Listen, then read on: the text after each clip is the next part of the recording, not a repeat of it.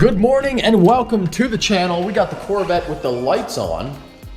I don't know, I must have hit the key in my pocket. Oh, and have no fear, we are back to moving cars in the intro.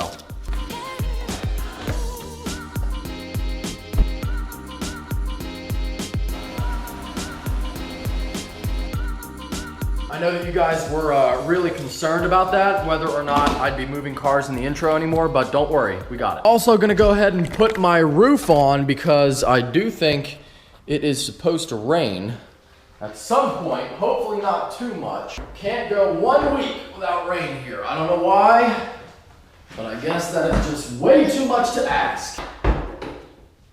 Good to go. Forgot this was back here. Look at the floppy boot. The floppy boot. Definitely don't need that bullshit. All right, boys, off we go to GM Nationals.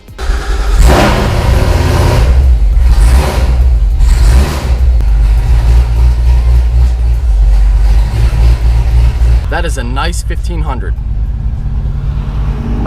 GM Nationals is special to me because last year when I went, I had 100,000 subscribers and I took Nick with me. We made a video and that video was titled "Old Man Hates My Car at GM Nationals," or hates my Corvette, I think. And basically the car had a wrap on it, so I sent Nick in with the camera to get people's reactions of what they thought of the car.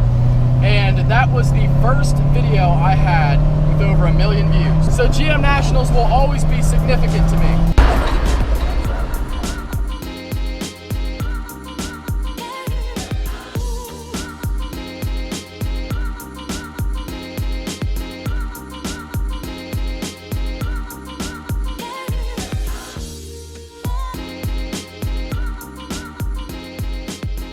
Okay, here we are at GM Nationals. Actually, it used to be called GM Nationals up until this year. They changed it to Chevrolet Nationals. I don't know why, but that's what they did. Now, I understand that there is a ZL1 1LE over here, which, to be honest, is a big part of the reason why I decided to come. We have RP Productions over here.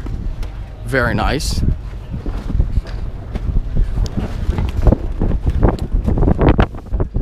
It's a little bit windy, so my apologies for the noise if the audio is not very good. Oh yeah, look at that Krypton green. I still think that Nick should have waited, but he likes red. They do have it. Look at that. Is it or is it aftermarket? I don't know. It's definitely a ZL1. But I'm not sure. Oh, it is. It is. It really is. I was thinking that it was a ZL1 that the dealership had outfitted with aero parts and everything, because I saw this X logo on the wing, and I don't know what that means, the little X, but it's definitely a real ZL1 1LE. What's up? Dude, you don't know me, do you? Look at his Cletus shirt. Oh Look at that. Dude, what is up? What's up, man? I knew he was gonna. It's right over there. Always nice to see the support from fans. These intakes are massive. I love the way they're open on this car, and these canards. I mean, this is a big canard and splitter on the front. The white and black looks great on this car with the little red accents. Of course, the ZL1 1LE is manual only, which I'm a fan of. Now, this car just put down a 7-minute, 16-second Nürburgring time, which is fucking nuts. And I believe it's in the top 14 of all cars, which not many on that list are still a stick shift besides the Viper ACR. But it's incredible what this car has done. And it's even more amazing when you think that is 12 seconds faster than a standard ZL1. So the same power, just different aero in the front and the back and different suspension tuning. I hope that you can see the details here, but this wing is full exposed carbon. Looks amazing. Holy shit. This is a badass car.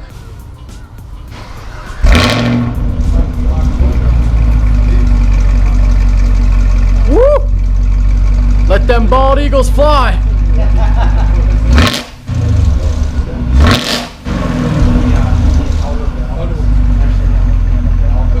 Oh man. missing a semi. That's nice. I like that. That'll work. That I like. Front Multimatic DSSV dampers are 20 pounds less because they're not steel, they're machinery. Okay. So now I was thinking, would you guys ever offer something like no rear seats and no radio, or you didn't want to go that like the Dodge extreme? Dodge Demon, or like the 5th Gen Z28 and that kind of stuff. It would be easy to pull out. Certainly would save mass, but at this point we haven't really seen a need. I mean, we've been able to find mass offsets just about everywhere, and the ZL1 1LE is a continuation of the ZL1, which gives you all the creature comforts: heated vent, cooled seats, heated steering wheel, heads up, Bose, navigation, etc. So we want to kind of continue in that. You wanted to keep it a very practical car. So our goal is to save mass away from the customer eye. Right? That's cool. Yeah. So for example, the 60 pounds that we just shaved off the vehicle will show up in your lap times, but the customer would never know that the glass was slightly thinner. Right. Obviously they know they have Multimatic dampers, but they might not know that they weigh 20 pounds less, and that's unsprung mass. I mean, that's going to significantly help. So we really look for mass efficiencies where you might not see them. When we went through the original SS, we took roughly 300 pounds out of the vehicle when we did that initial car, when we brought it over from the Alpha architecture. Yep. One of the things that when we first introduced the car, we were down to the number of threads on the bolts. Gone that far. And there's no single element. There's nothing you can just say, oh, we'll get rid of this, we'll get rid of that. There's 5, there's 15, there's 20 pounds. It was a tenth of a gram here, a tenth of a gram there, multiplied, a couple hundred times gets you to 200 to 300 pound weight reductions. We actually pulled the 6th Gen one entire test weight class down from the 5th Gen by doing that. That attention to detail is nuts, and it pays off with a 7:16 Nürburgring time. Absolutely. Which is just, I mean, that is mind-blowing. 13 seconds faster than a regular one. Yeah. And basically a lot of that comes 3 areas. Aero, that's your downforce. The tire, the Eagle Supercar tires, F1 tires, or the Goodyears, and the suspension. Really, that's in terms of the powertrain, the brakes. It's the same, right? Powertrain cooling, it's all the same. The other thing that is really unique, interesting, is that you can, if you wanted to, you can buy a lot of the bits and pieces that make a ZL1 1LE and convert a ZL1 into a ZL1 1LE if you wanted to. So you can get this wing? You can buy that wing. Yes. Okay. Yep, you can That's buy cool. that wing, the exposed carbon fiber wing. I know my buddy Nick would probably like that. And so talking about the wing, another thing that maybe a lot of people don't know is that, again, we talked about downforce. So we have the front dive planes, the lower splitter. The wing on this car is actually a functional airfoil. It's less of a spoiler and more of an airfoil. It generates 300 pounds of downforce at speed. Aside from the ZL1, like I said, it's all aero, it's all tire, and it's all suspension. It's nuts. The transmission, the drivetrain is all 100% carryover. What you guys have done with this car is, truly remarkable. If you Google top lap times, I think the cars that we're in the class with now start about 150,000. Oh yeah, Marks 150,000. The step from the V6 1LE to the V6 and the SS to the SS 1LE is maybe a foot, maybe 2 feet if you were to visualize it.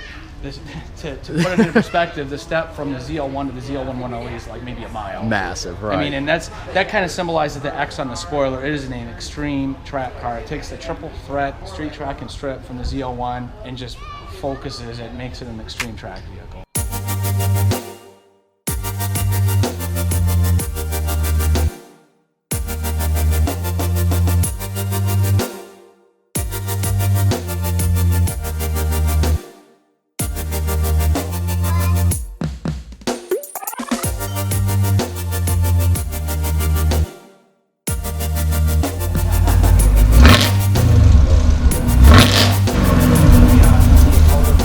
I don't know how much time I spent with that car, but I know it was a lot. Now that thing is just ridiculous in every way, and a huge thank you to the Camaro guys for talking to me for such a long time, showing me the car. They were great. One thing I do have to say though is this seems like a really small show. I mean, I don't know, last year I feel like it wasn't huge. It's not like Corvettes of Carlisle, but it was definitely bigger than this. I think this is a cop car. Is it? A Caprice PPV Detective sedan for 31 grand. That ain't bad. although it's not exactly fancy. You don't see these driving on the street in the US, other than if they are a cop car. But yeah, you know, it seems like a really, really small turnout this year. I don't know if it's because of the weather or what, but definitely not overwhelming. Back at the 1LE tent, I can't help myself, but I have an interesting story about this car. So look at this color, because last year they were telling me that they brought a Krypton green Camaro here. And they told people, oh, it's just a one-off color, you know, we're not going to produce it, it's just like a thing for this show. But what they were really doing was seeing if people liked the Krypton green. And of course, next year, after a couple months after that show, it made it into production. So that car is testing the waters for a new Camaro color. For me, I don't think I would get the highlighter yellow, but I'm a fan of anything that isn't red, blue. No idea what's going on. Anything that's not red, blue, black, silver, something different is, in my book, fine. Kind of disappointing, but I think the weather is keeping a lot of people away. Wet roads with drag radials are not fun, but something happened to me yesterday that I had to share because of all the crazy things that you might expect to happen. I really never thought that this would be one of them. So I was scrolling through my Instagram messages, and I get a lot a day, as you would expect. I get like 40 or 50 new ones a day. So I try to look through them. If they're ones that like I haven't talked about before, I got to turn on my windshield wipers, then I'll try to at least answer those. You know, if it's like a question about my car or something that I've talked about, I just let people, hopefully they find the videos and whatnot. But if you send me a message on like Monday, by the time I look at it, it might be Friday. So I was scrolling through and one caught my eye, and it started out, "Hi, my name is Jonathan and I don't really know how to say this." You know what, matter of fact, let me read. This is now borderline dangerous. Let me read. "My name is Jonathan. I am not really sure how to say this, so I'm just going to come right out and say it. I accidentally hit your car in the parking lot tonight." So he sent this message on the night that it happened. "I do in fact have insurance and I would be happy to file a claim. Please get in contact with me as soon as possible. Again, I am very sorry that this happened, Jonathan." Now, to be honest, I saw that message and I was thinking, the first thought was like, oh, this is not really what it seems to be. This is just somebody who is trolling me from California, or somebody who wants to meet me for whatever reason. Went to his Instagram and I could at least see that he is in fact from PA, so that was kind of like, oh, maybe it is real. Sure enough, it is a kid. He's like 17 years old and he's driving. It's funny because one of the comments was something like, "Oh, I bet it was a Honda Civic." Close. It was a Honda Integra. We got to talking and he was like, "Yeah, you know, I just panicked. Like, I knew it was going to be expensive to fix the car," which it really wasn't. I mean, only $3 grand. That's not a big insurance claim, although, you know, I would have thought it was going to be more too. And he was very apologetic. You know, he just said that he panicked. That's okay. Like I said, the kid, 17 years old, he had been driving for a couple of months. He's got this slammed fucking Honda Integra, you know, like rattle can spray painted Integra, it looked like. So I'm gonna go out on a limb, and this is not to be a douche or to criticize, but I'm gonna go out on a limb and say this guy might not have a lot of money laying around. So I said, you know what, I appreciate you sending this message. I'm not worried about it. But luckily in my case, the videos I already made about the incident have paid for the repair. So, you know, there's no reason to file a claim. As you can imagine, he was very happy about that. And, you know, this is not a bad kid. He said, you know, "I understand if you have to put me on camera, it's going to be really embarrassing, but I would like nothing more than to put him on blast and be like, hey, don't be like this guy." But he did do the right thing at the end of the day.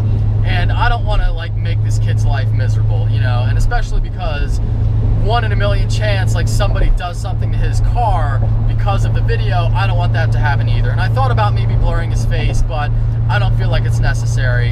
You know, I think that the issue has been resolved. So, you know, I don't want to make the situation worse for him. So there you go. And oh my God, we are slamming on the brakes. This is great. Somebody's on the horn. Did you hear that? But it's probably back there in that merge catastrophe going on. Anyway, that is the resolution on the car. I am glad that the whole thing is behind me. Fuck my life! Changed by not changing at all. Perhaps that's what no one wants to see. Dude, congrats on the new place. So you guys remember all the times I go to Shane's and I go to that godforsaken basement and that little garage. This is his new facility, his new wrap shop.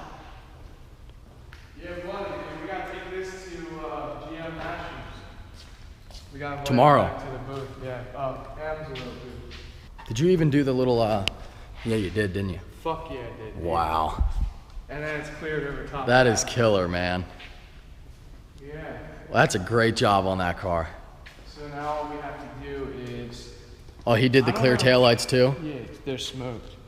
Oh, yeah, I see it's dark. So I don't know if we continue this to there and do that, or we just let it like that. Do those, obviously. This area yellow, the emblem yellow? yeah, the bow tie's getting painted yellow, and then we'll probably add these. Yeah, that'll look good. Done. Yeah, something on the wing. Something on the wing would be cool. That'd be cool, wouldn't it? Yeah, something like that. Dude, you know what the 1LE has that you can't get otherwise? You can't get this in a clear like the 1LE has. Now, maybe aftermarket they make something, but Right. I mean, I'm That sure kinda they looks do. Weird. Yeah, it looks probably just way take out it of place out, now, right? just red with everything else clear. Where's the what jack the bump? What bumper got jacked? Over here. I was just talking about that on the way here.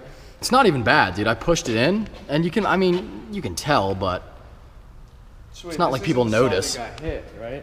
Yeah, This is the side that got hit. yeah. That wasn't done from that. What wasn't done from that? That was done after. What do you No, mean? it's the same After. thing. That's the same thing. Yeah, it's from getting sideswiped, right? Yeah. Yeah. Well, didn't you say a tire hit your freaking Oh, well, the splitter. Yeah, the split. My piece here, like on this car, destroyed? had a chunk missing out of it. Yeah, and it wasn't a whole tire. I had to explain that because people were like, "You're lying. You hit a curb," which I will fully admit. When I hit a curb, my first splitter, the one that came on it from the factory, totally my fault. Road construction, misjudged it, ran into a road, my fault. This splitter, it was a chunk of semi-truck tire, and it was like from here to here, just missing. It was just missing. So yeah, there is no splitter on the car anymore. Yeah. So shit. We got Ford Raptor coming in. Ford Raptor, Full paint. Ford He's trucks. got it's the same color. It's Ford's color of like the hyper blue. Okay. I don't know what they call it. I don't know either. That's a gorgeous damn truck. I only know, what the hell is the blue color for, that's like my favorite color for Ford. Now I can't think of it. You mean the? They're light blue. Yeah. The. Shit. Why can't we think of it? Oh my! First one wins. Jesus Christ. Gotta have it green. Grab her blue. Fuck you, dude. Jesus Christ. Well, Shane, congrats on the new place. Thanks, brother. It's awesome. Dude, this is fun. It's gonna be great. This is only the beginning. Oh. I thank you, man. Here we are back in traffic on the way home. That is Shane's new shop. I wanted you guys to see it, but of course, if you want to see more and get all the info on, you know, when he's officially opened at that location, you can check out his YouTube channel or his Instagram. I'll put it up on the screen. And I hope that you enjoyed this video. If you did, give it a big thumbs up. If you are stopping in for the first time, please subscribe. Take care. Have a great day. Post Malone.